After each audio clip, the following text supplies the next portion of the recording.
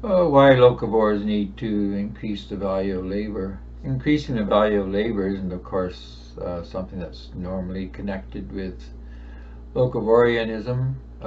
Generally, it's looked at as a way to reduce the supply chains. And there is some value, of course, in reducing the distance of that things travel to get to the final consumer. But perhaps oddly, this isn't or oughtn't to be the prime objective of a locavore.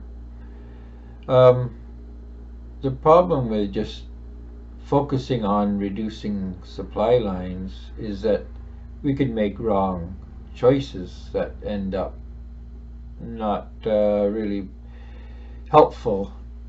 And this could mean bringing production into the local economy that actually reduces the effectiveness, the functionality of a highly skilled workforce if what we're doing is making labor intensive, low value items.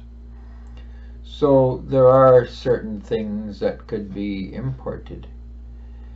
And there's also the problem that we're not looking at the ability of the economy to actually function.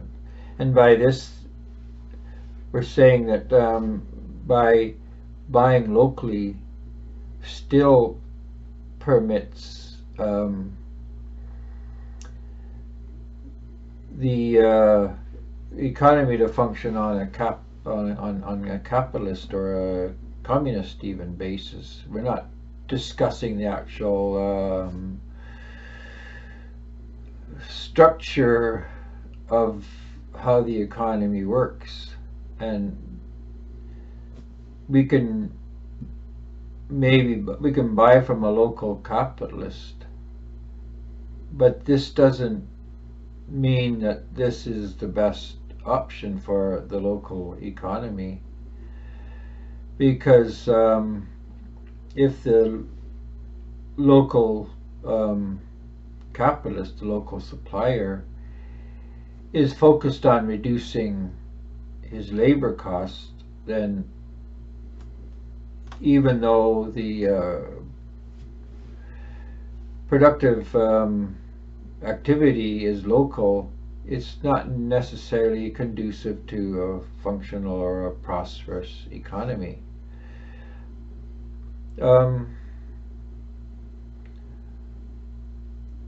Locavorianism is not then just about reducing supply lines. There's the conceptual distance between the way capital is organized that's important, meaning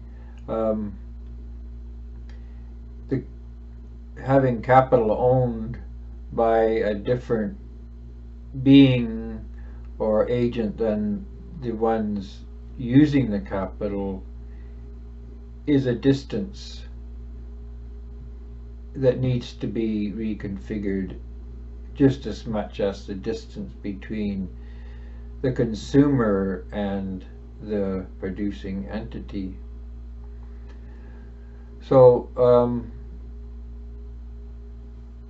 we need to put the capital into a configuration what we call an exchange. An exchange is simply a pool of capital owned by the people using that capital.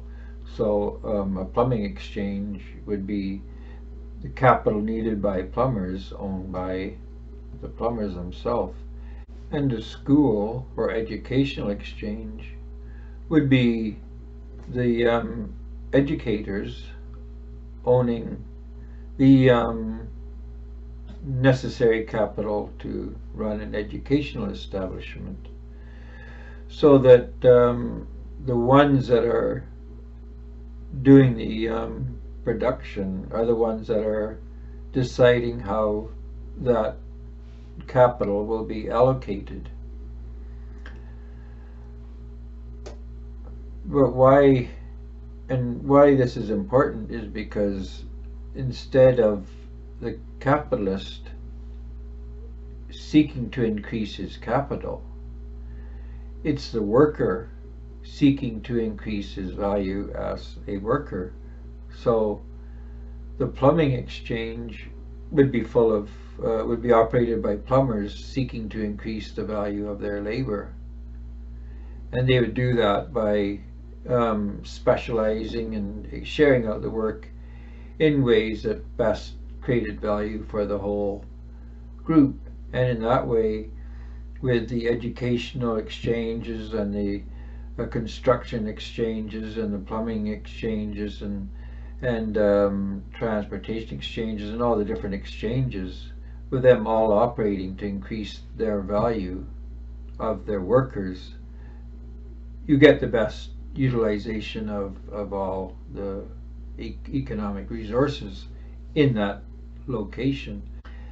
And why this is important to locavores is because for a locavore, there isn't any benefit to having a third of the locally workforce doing nothing or doing something that is non-productive, and that includes having as few managers and administrators and non-productive personnel as possible. It doesn't pay the exchange to have idle people or unemployed people if everybody is making a set wage. It would benefit everyone to find ways of making each person individually the most productive that he or she could be. So this enables the economy to produce as much locally, especially high value goods and services, where it being if it was based on capitalism or communism, that benefit goes not to the community but to the capitalist, and the capitalist may not see any reason to adjust his workforce or the way he's doing things unless he actually benefits personally. But what we want, or what locavores want, is to benefit the local community. And to do this, we need to have the capital owned by the community, by the actual local users of that resource. Which brings us to the other point, of course, is that a locavore primarily means those in a location owns the location. Another way of putting it is that the political jurisdiction is owned by those citizens within that political jurisdiction, and the jurisdiction in that sense would act as an exchange with specialized exchanges producing different goods and services depending on the type of exchange it is. And so the political jurisdiction or the exchange would always seek to increase the value of its labor, the value of the constituents that compose it.